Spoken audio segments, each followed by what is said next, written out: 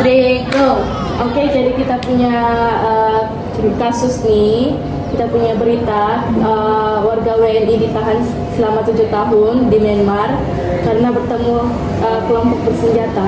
Nah, ada salah satu warga WNI yang datang di Myanmar. Dia bertujuannya tuh untuk melakukan konten, tapi disebabkan ada pihak yang berjaga di sana, pihak Myanmar.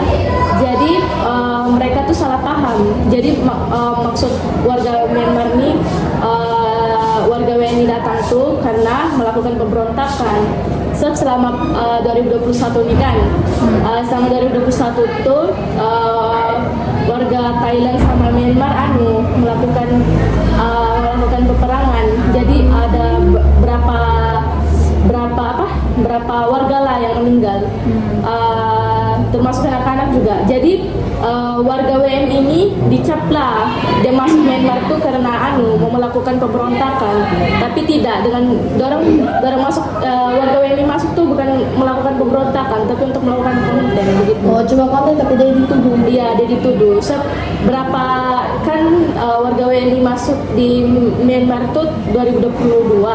Terus kalau peperangan yang terjadi di Myanmar tuh tahun 2021. Jadi warga Myanmar ini pikir itu warga WNI datang tuh untuk melakukan pemberontakan begitu. Jadi orang apalah masukkan penjara itu warga WNI ini.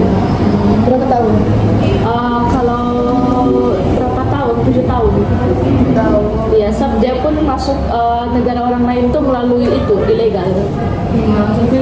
Dia ikut jadi tikus. Iya, itu. Jadi ada pengurusnya lah. Ada punya pengurus tuh. Orang dalam. Jadi waktu yang WNI kena tangkap nih, yang pengurusnya kena tangkap. Dia punya identitas pengurus lah dibagi tahu. Tapi umurnya ada kan? Iya, umurnya tuh 33 tahun. Oh, ini masih muda banget nih. Jadi nama yang nama WNI ini apa? Siapa namanya? Dia punya nama tuh nggak di-spill dalam Cerita, tulisannya lah ya. Cerita. Tapi umurnya ada? Umurnya ada. Berapa tahun? 33 tahun, tapi dia punya nama tuh dikasih nama singkatan jadi AP. Nama panggilan itu? Iya, Oke.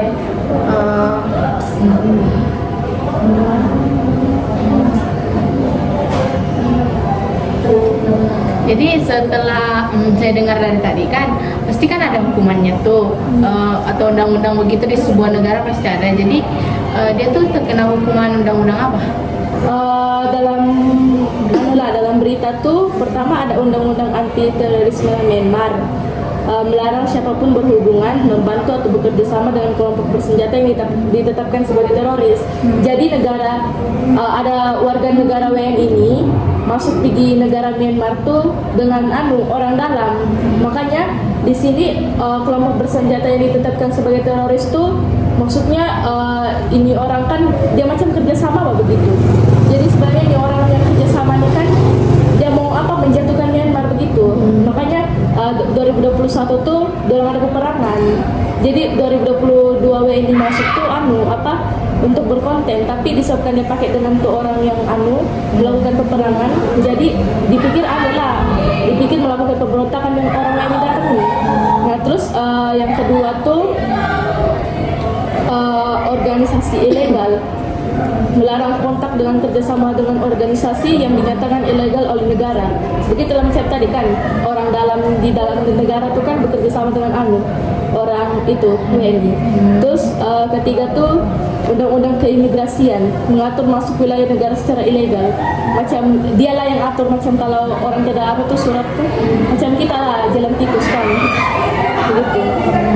Terus ada aturan KUHP yang menggunakan pidana nasional Myanmar. Isi dari KUHP itu apa? Isinya tuh yang pertama pasal 17 ayat 2, pidana karena berhubungan dengan kelompok ilegal. Terus yang kedua, pidana terkait terorisme. Terus yang ketiga tuh pidana pelanggaran imigrasi. Begitu. Oh, itu dia punya Iya, itu dia punya undang-undang di negara di negara Myanmar. Bukan KUHP. KUHP itu undang-undang negara Myanmar, tapi dia mengikuti macam negara negara Indonesia punya kalau undang-undang.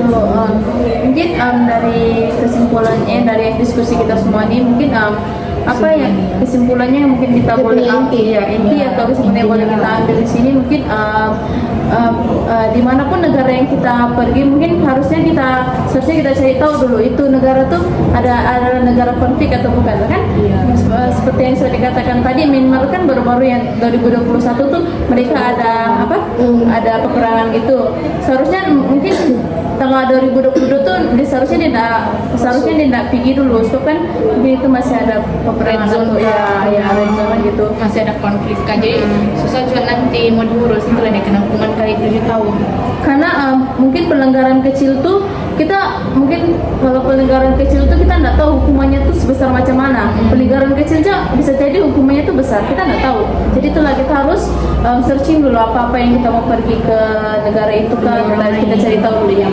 hukumnya apa ya.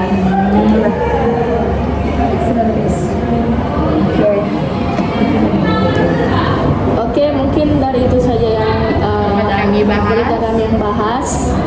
Sekian, terima kasih. Bye.